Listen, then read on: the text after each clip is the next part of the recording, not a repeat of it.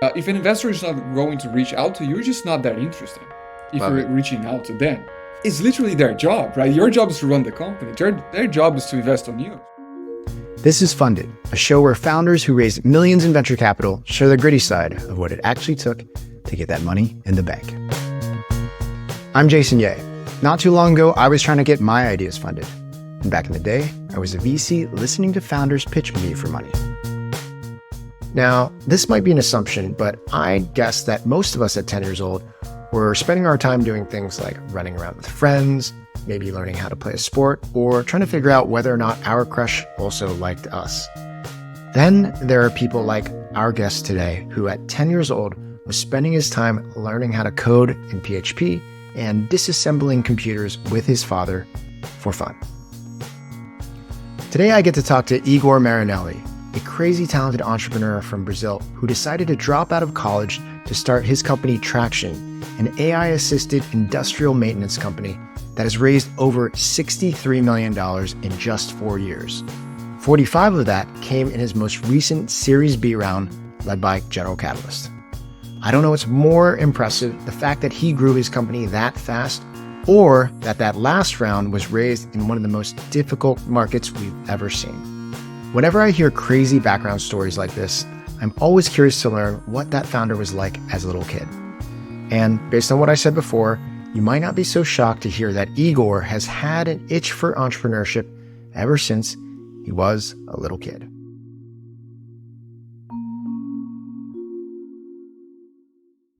I started out coding PHP when I was around 10 years old. I remember my father was an electrical engineer, and we were building circuits together in like unassembling, old computers and so on.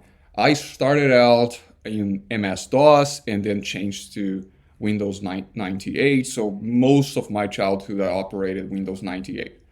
Programming for me was a reason to build my own stuff, and I had a tendency as well to wanting to be independent from very early on. So if I could join those two things, and if I could build things for people, if I could earn money as well, that would be fantastic. So I built the first system that I built when I was 13 years old. I got emancipated from my dad, and I was working with this manufacturer of motorcycles in Portugal over Skype. And we were just chatting over text and emails and so on. My father would eventually jump in some calls that would be like price discussion and so on and so forth. I didn't want to say so much because my voice was so thin at that time, and they could be like, if we would speak on a mic, they would literally notice that I was a kid. So I didn't like I didn't like exercises or things or like courses that I would go and how to learn PHP. So I never learned things like that. It was always like, what is a challenge? And then Yeah. reverse engineering the code to get there. So when people ask me, what did you study to learn that? How did you get into this and so on? I never did any formal study regarding programming in any languages like PHP, the main one, but Python, JavaScript, and so on. It was always Stack Overflow, a lot of Yep. forums, asking a lot of people and building that. So I earned quite some decent money building this inventory management system for this manufacturer in Portugal, which would be essentially a Jurassic version of Traction nowadays, Wow. because we also do offer inventory management system for manufacturers and industries. Yeah. But it was, for fun. So um, Well, Igor, let me pause you really mhm. quickly. You said something very quickly, which was that you were emancipated from your parents at a very young age. So you started jumping into entrepreneurship super early. Is that because someone in your family was an entrepreneur that inspired you, or you just had this like innate urge to build a business? My grandfather owned a mechanical car shop, so we had like slightly an entrepreneurial spirit at the family, but for sure, my father and my mother, they were all like employees of companies. My father worked as a factory worker for 35 years of his life, started out in basically as a maintenance technician, and then went up the ladder, maintenance supervisor, maintenance coordinator of pulp and paper industries. And Yeah. my mother was a psychologist, worked for the city hall, and we just had that little, experience as a family as building small shops around the town. I think Yeah. that go as far as it goes. And I think wasn't so much because of that spirit. I just remember having like a very rebel um, way of thinking that for sure, I didn't like people telling me what I should do in anything, whether it was schooling, what I should study, what I should do. I tried to work for other people for a period of my life, and it was a Yeah. disaster. So, and I used to joke with my co-founder, like, we could build like any business together, even like a bakery, and I think I would be more satisfied in working at a multinational company. So Yeah. I had that like I had to do things for myself, otherwise I wouldn't fulfill and achieve happiness.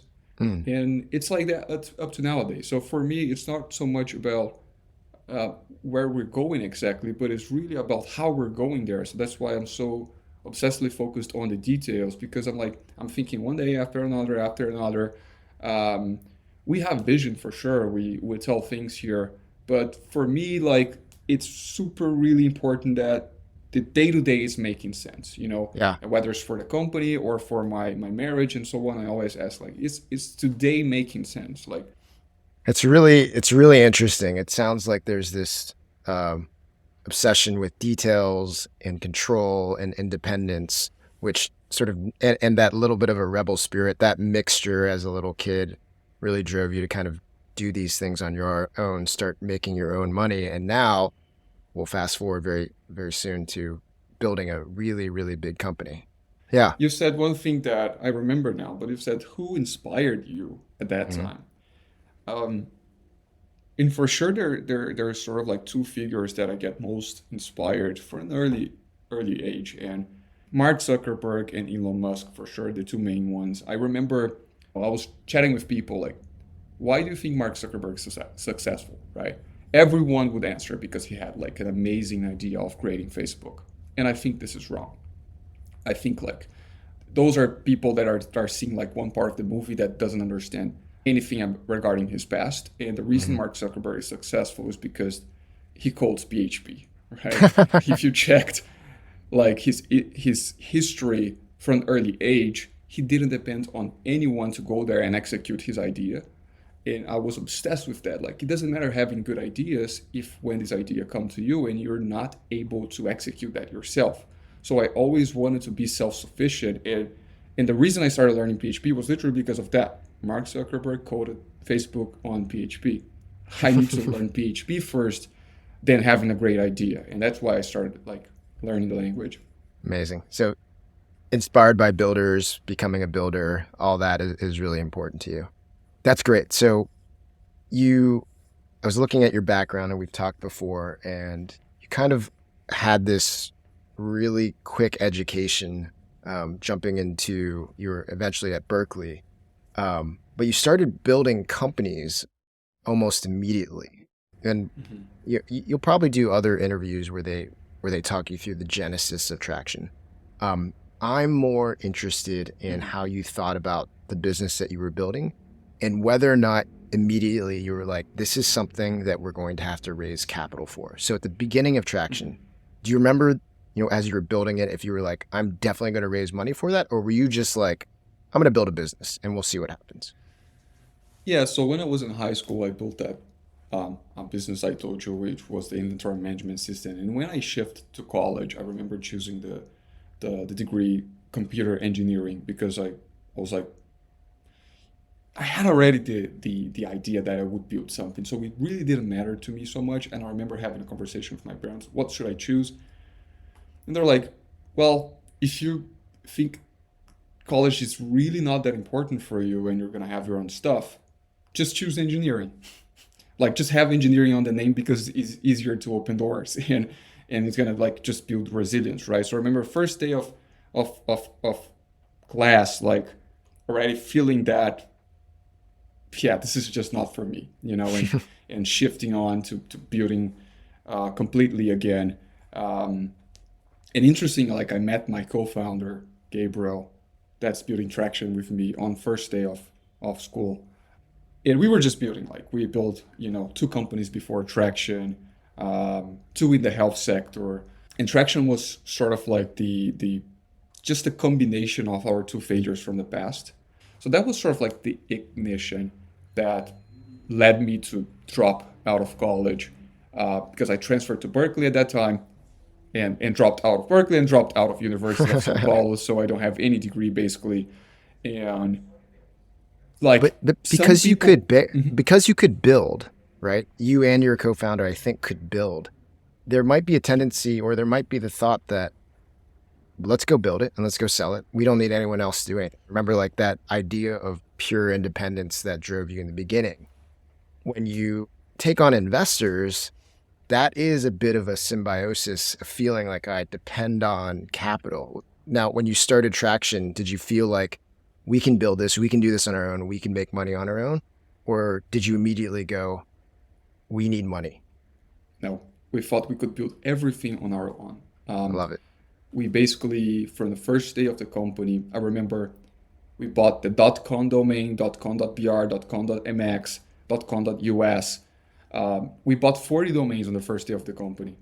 Um, and because we thought, like, this needs to be global, right? And we need to have that already. So, but for sure, I sold my car the first week of the company, and then Gabriel sold his car the week following. It was a Honda Fit, and his car was a Ford Fiesta. So tons of money. Yeah, like 20K there, 50K here.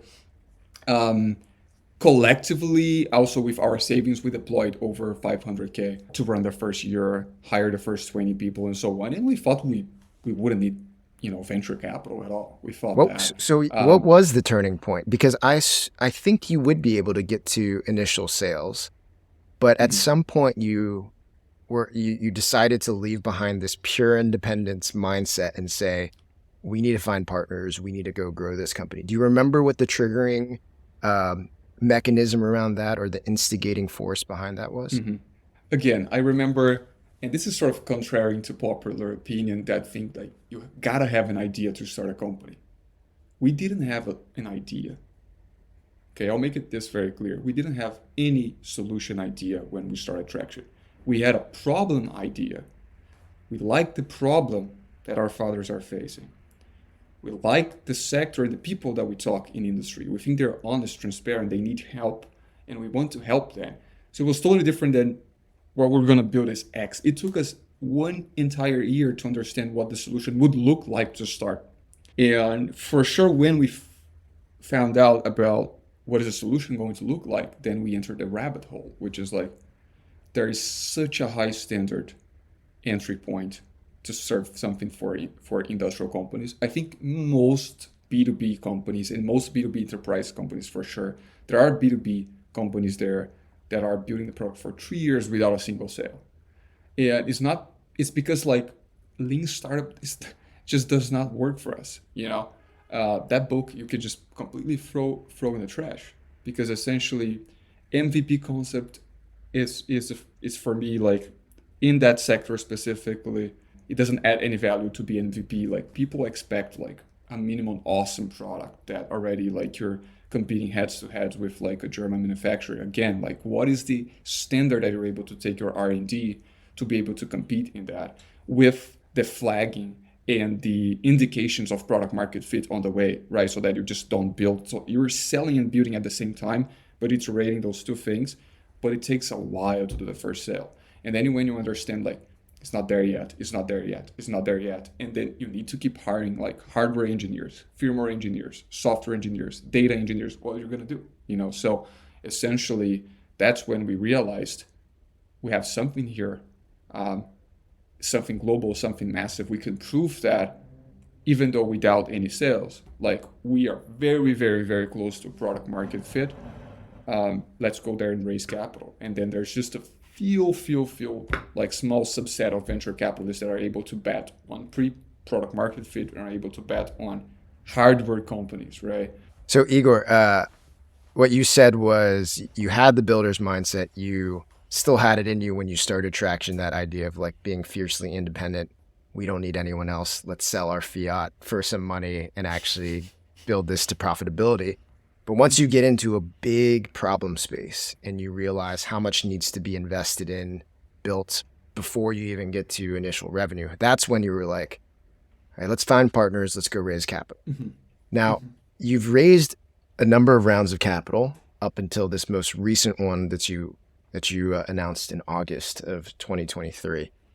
We're not going to spend a lot of time on those, but the thing that I find most interesting, Igor, is this.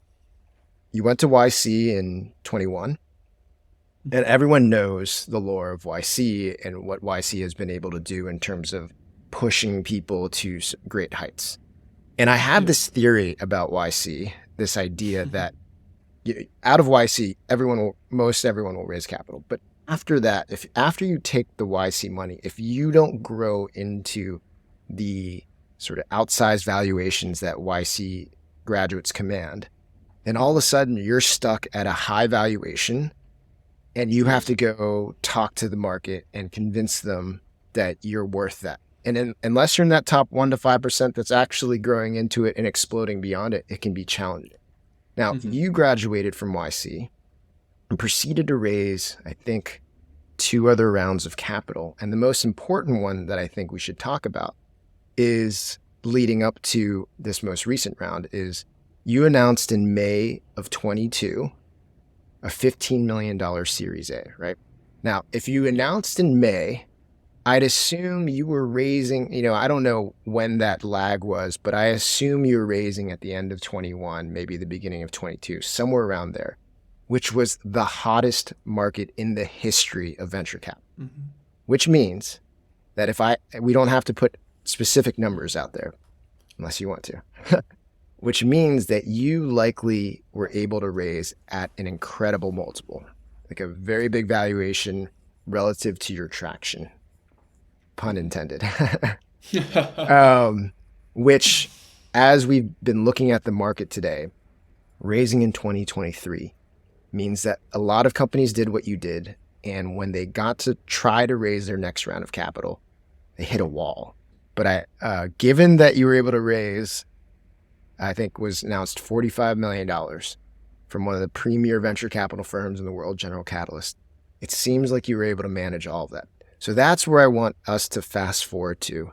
Tell me a little bit about 2022 Mhm.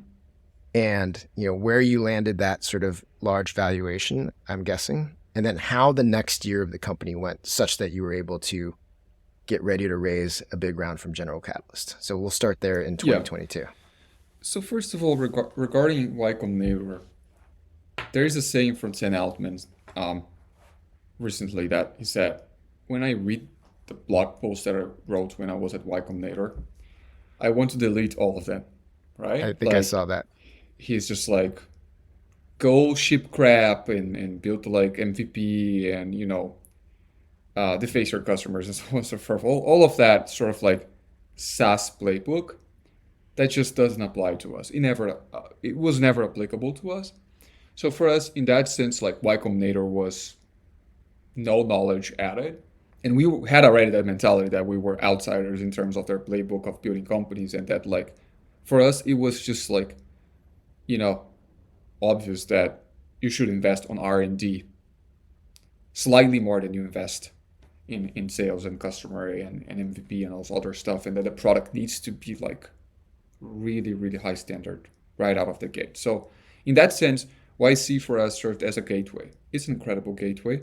It puts you on the map and it opens the, the portfolio of capital that you can access, right? So especially being a hardware company again, that like it makes other people feel more comfortable betting as well because YC bet.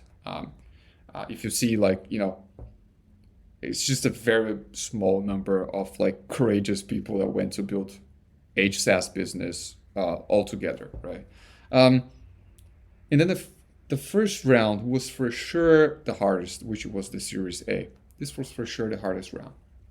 Um, we had to build to be almost 1 year talking to investors and pitching and so on, getting Wow. to know them, proving that like we were post product market fit, that we had traction, that we had stickiness to our product, that this was something that wasn't like a proof of concept innovation like that. It was like a, generational technology that could change the way that industries operate.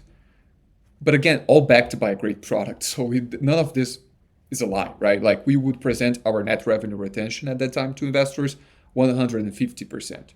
So which subset of companies can retain revenue at 150% rate, right? So our churn was like 0.3% gross revenue churn yearly. So not only we didn't churn, we were expanding, we were doubling revenue considering our existing customer database, doubling revenue at every 2 years.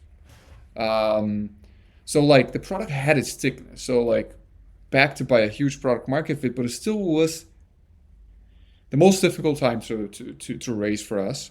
Were you pretty Um, early in revenue then? Did you remember kind of revenue stats? I remember the first the Series A, the $15 million raise. We raised at 40x revenue. 40. Um, Wow. Yes, so that is a big multiple. But at that time, like you were saying, it was just average, right? Some Yeah, it people was were raising average. at Exactly. 100x ARR, right? Yeah. Yeah. It took on like big down rounds later. Um, so I would say we took on an average multiple and sort of like this was incredible because as founders you don't choose multiple, right? The investors choose it for you and you analyze Market. proposals essentially, Yep. right? And because people were doubting so much our model, we couldn't surf the hype at that time. And I'm grateful for that because it just like, again, allow us to build like realistic company and Yeah. stick with market multiples, right? So then when it came like Series B, I thought I want a multiple that the public market is paying so that I don't have any corrections from now Yeah. and then, Yeah. So we Igor, aimed for benchmarks. before we go Mhm. on to that, you also said something else that I want to pick into, which was the Series A, even at the hottest market, was maybe your most difficult round to date. I imagine it's like what you said, is you have an interesting model, HSaaS, hardware SaaS. You're international, you're Mhm. based in South America. But you said this thing where you said, it took a year of essentially fundraising, building relationships. Tell me a little bit about that year. Was it you started fundraising in earnest and talking and pitching companies, and then it took a year to finally get to a close? Or were you building relationships before actually running a full fundraise? Tell me a little bit about that. Now, it was actually interesting to hear that during one of the hottest markets venture capital has ever seen, Traction actually had its hardest fundraise ever. Let that be a lesson to everyone out there that no matter what you hear in the media, whenever you see a founder close a big round, it probably wasn't as easy as the media made it out to look. When we come back, we'll dive deeper with Igor into what it was like to run that year-long process. You might be surprised at some of the things that he had to share. Like many of you, my last venture-backed startup was a SaaS business. In that company early on, we had the opportunity to sell into a large enterprise, but ran into some walls when they asked us if we were SOC 2 certified. Not only were we not certified, we also found out that it would take our small team a ton of time to get that done, and so we ended up abandoning the deal. If you haven't run into a situation like that where a potential customer or investor is asking if you're SOC 2, HIPAA, GDPR, or ISO 27001 certified, you probably will soon. But unlike me, you could use a company called Vanta to help. Vanta helps automate up to 90% of the compliance work, getting you audit ready in weeks rather than months, and eliminating up to 85% of the costs. Not only that, but Vanta can start small with you and scale up as you grow, helping you land bigger deals and earn customer trust. The best part is, Vanta is offering funded listeners $1,000 off for going to vanta.com/funded. That's VANTA.com/funded for $1,000 off your service. Check it out. Yeah, some founders believe that fundraising is a full-time job. And I never believed that because of the way I operate. So fundraising for me was always 10% of my agenda. And I thought sort of like, if this 10% of my agenda is not enough, there's nothing else that I can do because I need to be here building, you know? So I didn't have any sophisticated, investors tracking sheet or anything like that. I was just more a natural way of like, do I like this investor? Does it make sense what they're saying to be able to even follow ups? For example, one thing that I don't do as well, I don't ship any investors updates to anyone. I have never done that, right? So I'm totally against investor updates. If investors want to know something, they come and reach to us, and then we update them. Why will I update a bunch of people that are just like, you know, uh, putting weight there on my cap table? Like, if I could, I would remove it already. Like, they're just not adding value, So why I'm gonna update them? So there's for sure this not beautiful part of like fundraising that nobody talks, which is that background, right? So I think partially because of our company, but partially because of me as well. Like, okay, they're not interested enough already. I'm not gonna follow up. I'm not gonna send in emails. I'm not gonna send in reminders. I'm just gonna go and build again. So some founders, they try to push and hit the wall. Like investors are saying, yeah, like maybe with slightly more revenue we can consider. And then they're like following up week after week and being so insistent that eventually they will get there. And I was like, okay, yeah, okay, 6 months from now we talk then, and just and I would or not, depending on if like a new persona would come in the middle and meet us, and that we would just have um, more more glue into what we're building, right? So it was difficult because it was a long process, but which allowed us to sort of like meet the first courageous investors on the line. Yeah. um, and and yes, we had to prove and check a lot of boxes because of like a lot of things. And imagine like being a migrant, an international founder, saying that you want to be global, saying that you're going to serve like a variety of industries worldwide, Yep. and so on. It's just, there's a lot of like layers to that we believed internally that we could do that. That for sure the market, they were questioning every Got it. tiny little bit of our plan. So one clarification, when you say you don't send investor updates, you mean you don't send updates out to investors who are interested in investing in you, or like you just, if they want No, to hear more about it, they meet you, right? exactly. Not even to That's right. our current investors. Oh, even your current investors. Yeah, even our Got it. current investors. So I I can see, update who oh, go wants to ahead. be updated, I and see. and keeps reminding me of like, hey, update me. Okay, this person is interested. This person will continue to add value. I Yeah, don't have like updates list where I ship investor things. got it. So Next 47 ended up leading your Hmm. Series A. Do you remember how long or when you first met them and how long it took for them to finally do the deal? About how many months? Yes. We met then about right after YC, and they looked into our seed, which was like, YC is like a seed machine, right? You enter, you exit with a seed, sort of. So they looked into our seed, and that was a raise of like $3 million. I think our first raise was $3 million. Um, and they look at it, they're like, great to meet you, and so on. It's still early for us, and Wow. and So sort that of was like like it a was. year and a half then. Yes. So it was like a relationship that we built over time. But again, Yeah. nothing sort of forced, or no, religiously updating them with anything. They would reach out from time to time saying, Igor, you have any updates for us? You want to hop on a call? So they were doing that work. They were Yeah. interested. I'll give them that. I wasn't updating anyone. Very good. And I think that's like, come on, that's just basically that's the job of an investor, right? Like, Yeah. if an investor is not going to reach out to you, you're just not that interesting if Love you're it. reaching out to them. It's totally true. I mean, it's kind of a dating mindset too. It's like, they're probably just not that into you if they're not actually leaning in and trying to get more information. It's literally their job, right? Your job is to run the company. Their job is to invest on you. So or other people. So yeah, absolutely. Like, No, but again, when they would reach out, then I would be kind and open and so on. But otherwise, I'm just here building, man. Like I could forget that you exist for 6 months. It's totally fine, you know. yeah, no. That's like I wouldn't call it extreme, but like one of the prototypical examples of this idea of being chased. And it's like, hey, I'm going to keep building a company. And if investors want to be part of this, they're going to see me continuing to march and build and build. Hmm. And that's a great signal. Hmm. Okay. So that gives us a good backdrop for leading up to this round that I want to focus, another 15 minutes on at least, which is you are sitting at a 40x multiple by your own admission in terms Hmm. of numbers from your Series A. Entering in maybe one of the more difficult markets I've ever seen for sure, but a lot of investors have talked about, the market that we're in right now being very difficult. Can you tell me a little bit about, essentially about a year passes before I think you start fundraising based on the numbers Yes. or based on the dates that I see on Crunchbase.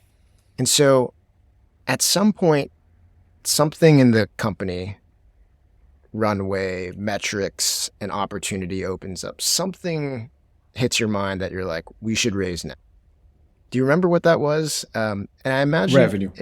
I was going to say, I imagine it's not runway because it wasn't that soon after you announced the last round that you went to start raising. You hit some sort of revenue It's for sure it's marker. revenue. Like Series A, we passed $1 million of revenue. We're like, that's the flag for Series A. Yeah, Series B, when we passed $10 million of revenue, we're like, that's the flag for got it. Series B. So it was purely revenue. Okay, let's talk about that. So you had, that means you probably had still quite a bit of runway before you would quote unquote have to go raise. Do you Hmm. remember how much runway you had when you passed that $10 million mark? More than a year for sure. Still considering the growth business plan, hiring people, and so on. Like, not it was with our most aggressive plans. Cool. So over a year, which means if you wanted to keep building for another 6 months, you should still have that good 6 to 8 month runway to run a fundraise. Tell me how you thought about building this company and why raising at that period made the most sense to you. Um, I think about longevity here, and when I think about traction, I really, really like wish and desire an opportunity to open capital of the company in 10, 15 years. But we're just not in a hurry. So when we thought about raising, it was clearly like, can we do a raise now that could give us 4 years of runway of operating at like, um, full secrecy in what we're building because we're already so sure of the path that we're choosing here. So our last fundraise was really more like we're so sure and so aware of where we're going that we want fuel in the tank and the opportunity to build like for longer periods of time without raising any cash. Got it. Um, and so it's about longevity for sure. It's about profitability, longevity, and things like that, and that balance into how we're maximizing the business.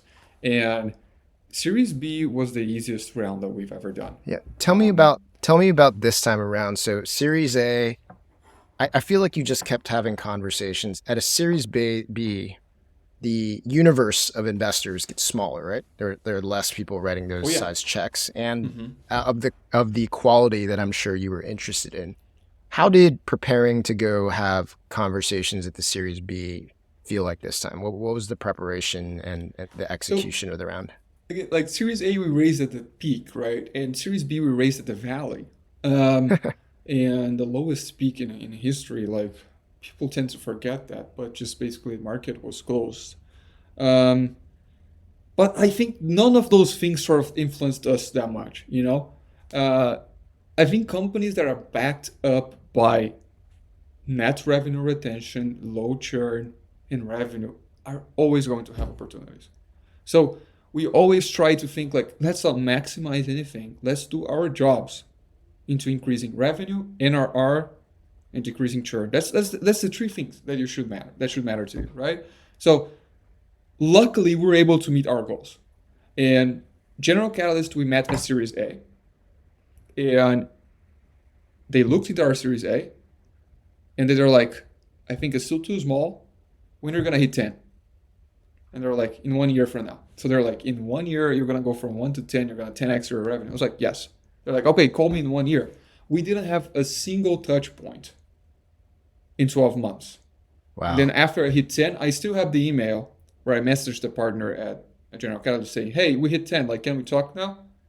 And they're like, yes, sure. Like, and I think that's one of the best things that you can do to investors, like set goals to them And then hit them. and show that you can reach them, right? Like Yeah. it's one of the best flagging possible. So it's not about the relationship that you build in between. It's about trust, right?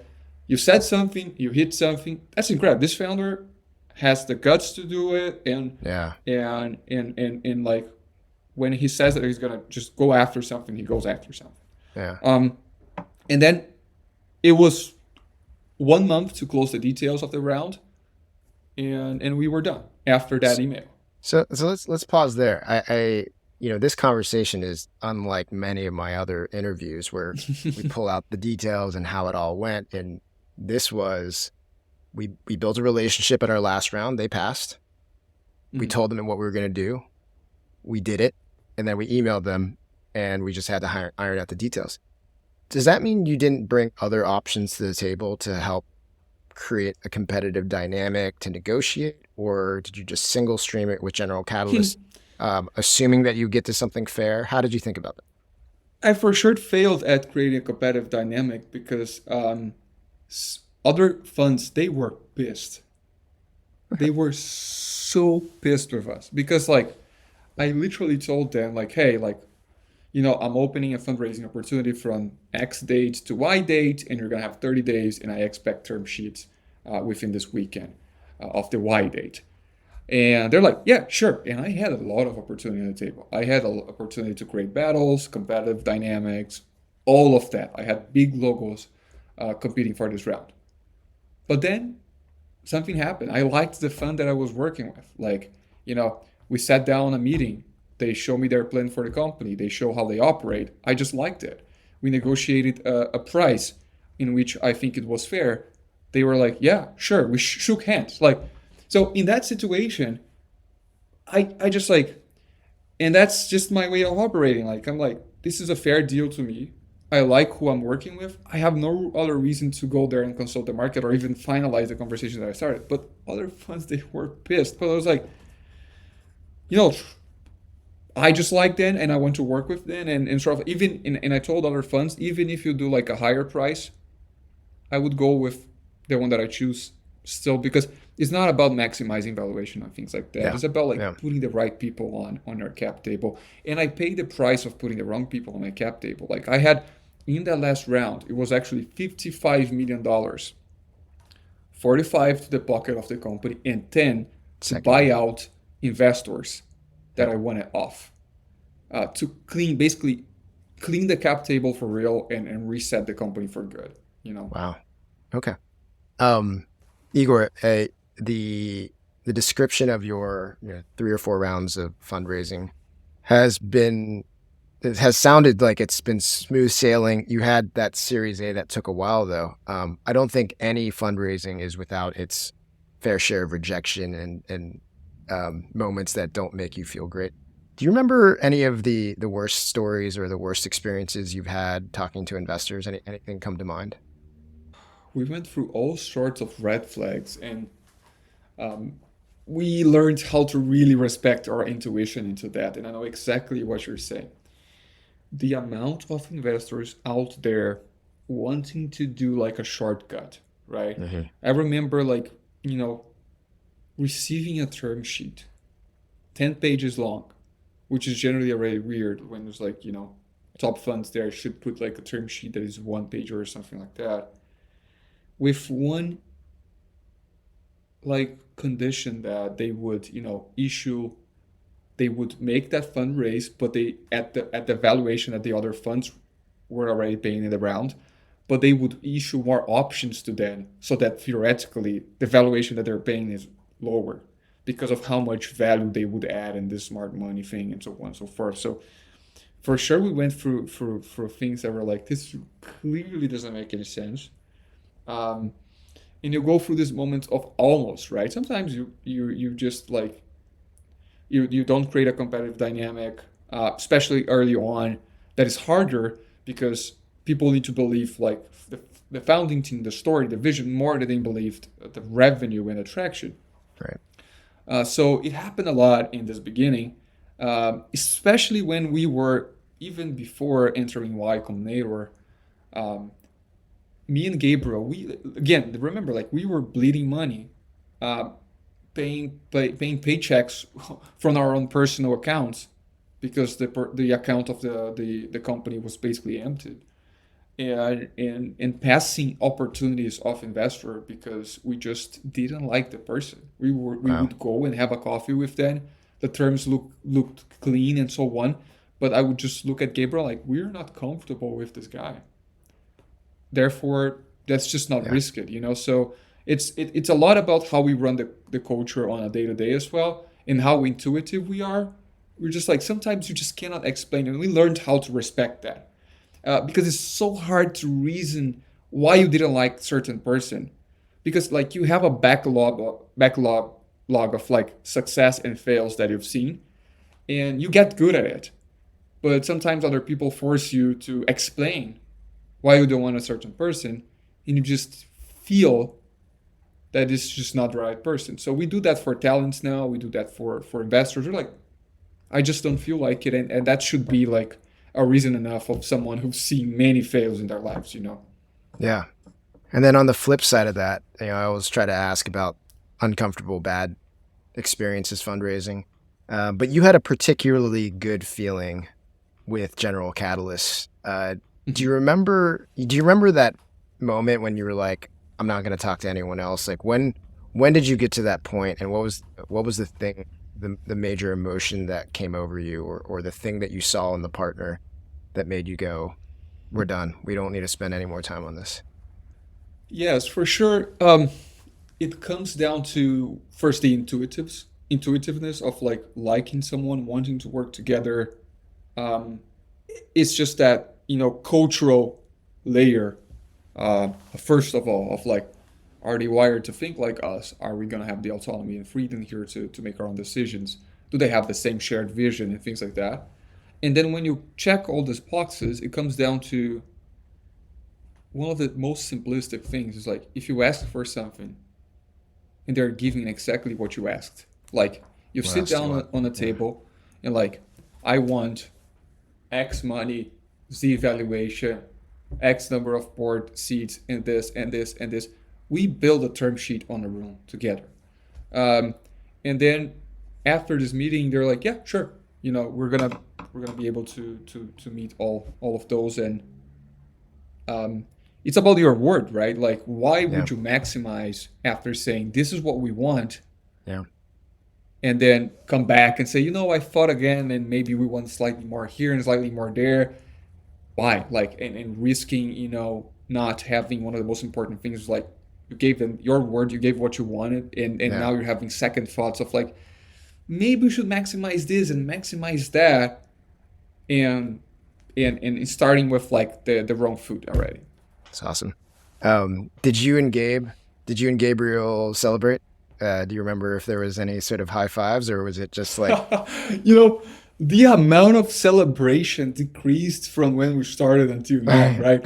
Like the first like check was from Michael Lehman, CFO of Volkswagen at that time. I think it was 100K. Like, yes, that's it. And everyone was like, celebrating champagne and so on. This is the hottest thing on earth. And then the celebration of the Series B, we went to a bar, drunk a Guinness. Me and Gabe were looking at each other, looking at the team. We're like, yeah, this is great. I guess we're just gonna have to keep building. And like it was just like that's that awesome. mixture between like excitement, but like let's just come back to the computer and do what we have for tomorrow. Before the interview ended, I asked Igor if there were any early stage founders that had caught his eye. His answer was very singularly focused and very Igor. that's the part that my wife says that I fail. She's like, you have no friends outside Traction. Like, That's not you true. know, Come on. it's just, for sure that Parker was already here at your podcast, and I recommend the episode that he was in. Parker Yeah. is like, a go-to-market genius, founder of Cobley. And apart from him, like I've spent very, very little time outside the company, very little time mentally with other people that are not from the company. I committed many mistakes of hiring my best friends. So now they are my employees, Yeah. and I don't have any more best friends. So, that's like, That was my conversation with Igor Marinelli, co-founder and CEO of Tractian, the artificial intelligence platform quarterbacking your maintenance. And let this be a reminder to everyone that there's no one way or cheat code when it comes to fundraising. Put in the work and figure out what brings out the best version of you and your company. When we come back, I get to talk to my producer, Paige, to hear what she thought about Igor and this incredible interview. Okay, so I've actually struggled with focus my entire life, which might be surprising to some people because I got good grades, went to good schools, got good jobs. But really, I was able to get that far in spite of myself. It's been a struggle all my life, and that struggle really came to a head once I became an entrepreneur. At that point, there was too much going on. I couldn't overpower my lack of focus. So I tried a bunch of things, planning apps, coaching, but nothing really made a dent. And then I started hearing about this special productivity drink, Magic Mind, and was super skeptical. Honestly, it wasn't until a friend gifted me some that I became a believer. When you take a little bit of this stuff, it's hard to describe, but there's like this feeling of focus that just washes over you, where all of the things that normally distract you no longer do. And honestly, it's been a game changer for me. So I'm really excited because Magic Mind is sponsoring this podcast and offering up to 50% off your subscription if you sign up within 10 days of this airing. All you have to do is go to magicmind.co/funded or use funded as your promo code when you're checking out. Hope you guys try it out and that you like it as much as I do. Hi, Jason. How are you doing today? Paige, I'm doing very well. I'm excited to chat about this. Yeah, and there's a lot to chat about. It's funny to me, like we see so many founders on this podcast from so many backgrounds. There's so much variability to the founders we get to speak to. And I just wanted to start off by saying how crazy Igor's background was. Like he was talking about how he started coding PHP at 10 years old and basically started a skeleton version of Tractian that he sold to a company across. In my mind, like it couldn't even conceptualize. Yeah, what were you doing at age 10, Paige? Playing outside, playing Manhunt, like literally. So my mind was just blown by that already. And I just thought maybe I'd give you a moment to speak on. Is this something you see a lot? Is this I mean, you don't see it a lot. Like you really don't see it a lot. But I heard this great analogy, which is there are a lot of working actors in Hollywood, but there are very few movie stars. And it's the same thing in entrepreneurship. And I thought that analogy was so great because you can still find very good actors out there who are not movie stars and who have good careers, right? Same thing goes with startups and founders and entrepreneurship. You can have really good entrepreneurs that build great business, even massive businesses. But every once in a while, investors are really looking to meet those movie stars, those people you meet that are just like, whoa, this person has a thing, has an it factor. And I've seen it very few times in my career. We've met a lot of amazing founders via Funded. But Igor is one of those, I've texted a few people after this conversation and was like, wow, that dude is next level. Right. And so I think the people that spotted it early on are on their way to getting rewarded for identifying that. But no, that was not lost on me at all. He is a special type of founder. He is, like, when I was listening to this interview, it was like, this is the definition of a calm, confident founder. Dude, he is over the Like, top confident, and he could say non-PC things. He could say whatever he wants. He's just so overly confident in his ability and his team's ability to execute. So everything else doesn't matter to him, which is cool. exactly. And like, because he had a lot of different ideas around fundraising that maybe weren't mainstream, maybe a lot of people wouldn't agree with. But it worked for him because, like, genuinely, he was so focused on making the best company that he could that he wasn't. He's like, I don't even have time to try to prove to investors Yeah. what I'm doing. He's like, I don't have time for that. I'm too busy building like an amazing company. Yeah. And that's what I think, he did speak on, this is something I wanted to bring up with you, is he did speak on how his Series A was his most difficult round to raise. And that was also back in, I think it was end of 2021 or early 2022, when the market was super hot, the hottest it's like ever been. And I just found it really interesting that he had such a hard time doing that. And then fast forward to Series B, he had the easiest time ever during a terrible market. And I'm just wondering if you have any insights around that paradox that was happening for him, or any reasons why, hypotheticals. Yeah, I think it's a good place to focus our discussion around. I think it'll help people understand what it means to meet a bar, and also understand that the bar is always changing. So he talked a little bit about how difficult it was for him to raise. There are these variables that he had to deal with, him being overseas. And he shared with us that he raised at a 40x multiple, as in the revenue he was doing, his valuation annually, the revenue he was doing annually, his valuation was 40x that. And so, look, that is like a massive valuation multiple. And just for you to understand what that means, Yeah, please. Paige, in simplest terms, is when you get a larger valuation multiple, what people are expecting is that you are going to grow.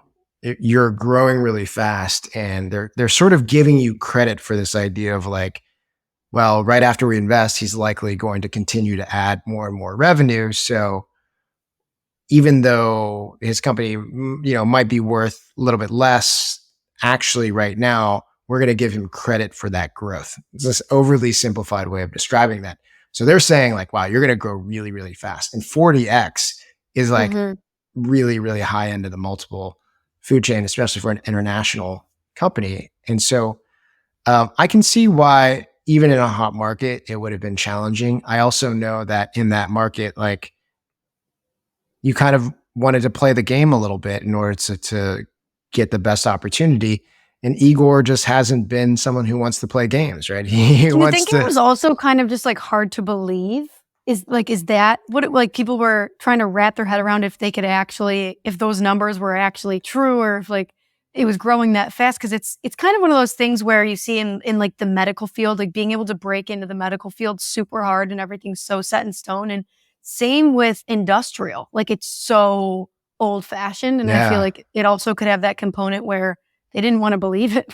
No, and I think this is one of the funny things about fundraising at any level is if you're pitching your company and you're pitching at a competitive valuation, there's always going to be doubt, right? If it were obvious that you would be able to exceed this or be worth a certain valuation, it probably means that the valuation that you're trying to get is too low. It's like, they're like, oh my God, like it's a steal. But if you try to get it to a valuation that is accurate and competitive, well, there are going to be some people that believe it and some people that don't believe it. And when you push the valuation really, really, really high, then there are going to be more people that don't believe it. So you're right. Like that is kind of what was playing out. And now I think what is most impressive about that is we've talked about this on the show, right? The people that raise capital in 2021, 2022 at the height of the market, a lot of those people, when they went out to raise their next round, like had a really difficult time because they were starting from a place of gigantic multiples and all this expectation of upward growth. When the market came crashing down and people were like, well, no, like now we believe that companies need even more traction in order to be worth certain valuations. that's when a lot of startups got flipped upside down. They're like, they couldn't raise their next round, which is why with Igor coming from a very difficult raise, but a very, very high valuation coming into his Series B, the fact that he had so much interest in one of the hardest markets to raise capital in, where his last round was at such a high valuation, means that he must have grown like crazy over the 2 years between when he raised before and this raise, which is just one of the most impressive things. Yeah. And it goes to show, like, I noted something because I thought it was interesting. And I think it speaks to the importance of executing on milestones, which should be a given, but I feel like it can be easy to throw out milestones and be like, oh yeah, we're going to hit that. And then you don't hit it, Yeah. So it's like choosing your milestones so carefully. And I remember when Igor was talking about, he was talking to General Catalyst during Series A, and they were like, you're too small. We want you to get to, they were saying, you're at 1, we want you at 10. I do not know what the number was stood for, but he was like, I will get there in 1 year. And they're like, no. And he got there. And he came back and they were like, oh, okay, let's do the Series B. And that's why it was the easiest thing, because he went and said, I'm going to do this. They didn't believe him. He did it. They had no other choice but to go all in, because they're like, this is someone I can trust. Yeah, totally. He did the impossible. I mean, I at the end of the day, it's like when you're betting on someone, that's the string of data that you want to see, that they put out a plan, they execute on it, they got to the milestones that they said they were going to, so that when they say the next thing is coming up, you're like, well, I have no reason to not believe him because he's done it before, right? Mm-hmm. And I thought that was so impressive. And then just because it's so different from me, I'm incredibly impressed with his ability to like be content with what is in front of him, see an option to take on an investor in a sort of marriage as the first one that he met, and be like, this is fair. Like, I know this is fair. I know this is a good firm. I like this firm. I don't need to see what's behind door number 2 or door number 3. Let's just go with it. I find that to be incredibly mature and advanced for his age. He's still very, very young. And hearing that, I was weirdly like, I don't think anyone else would have picked up on that. That was the thing that I was maybe impressed with the most. He's just impressive all around Very as a human. Guy. So I'm so happy we got to have him on the podcast. And now, we've never done this before, but I'm going to try something with you, because I have a question. I want to get your quick answer. Okay. And see what your answer is. And this is again around milestones, because it's something I'm thinking about a lot lately. Do you think it's better to set a smaller milestone, like nothing huge, right? And hit it and go over it and tell an investor that, or set a bigger milestone, get close, but not reach it? What do you think? Yeah, it's a good question. I think it's somewhere in between, but if I had to lean to one side, it would be, I think you want to set a goal and hit it. I like that approach for communication with investors. I like it for internal teams. It's like, you want to build momentum, right? And you want to build this feeling of like, yes. Even if like putting a really, really big goal out there and then missing it by a little bit is still getting somewhere big, it just feels different. Like, it feels like you don't have as good of a control over your business as someone who's like, I know we can hit this goal. We need to hit this goal, and then hitting it, and then doing it again, and then doing it again, and just building momentum. I mean, I know Igor is like an amazing case, but it worked for him for General Catalyst. So really worked for him. Set something you know you're going to hit, and hit it. I think that's all I wanted to talk about, but this was a good conversation. I hope we have him back again for his Series C or something crazy. He's probably like marching towards profitability, but I think he's got another raise in him at least. So we'll definitely have to get him back. All right. All right. Thanks, Paige. If you're looking for more insights, strategies, and support around fundraising, subscribe to our weekly newsletter at fundedpod.com/newsletter. And find me on social. I'm at Jayeh, that's JAYYEH, on almost every platform. I respond to newsletter replies and DMs, so hit me up. This episode was produced by Paige Randall. Hey guys. Thanks also to John O'Lee from Adamant. Hey everyone. And as always, one last thanks to our fantastic sponsor, Vanta. the leading automated security and compliance platform.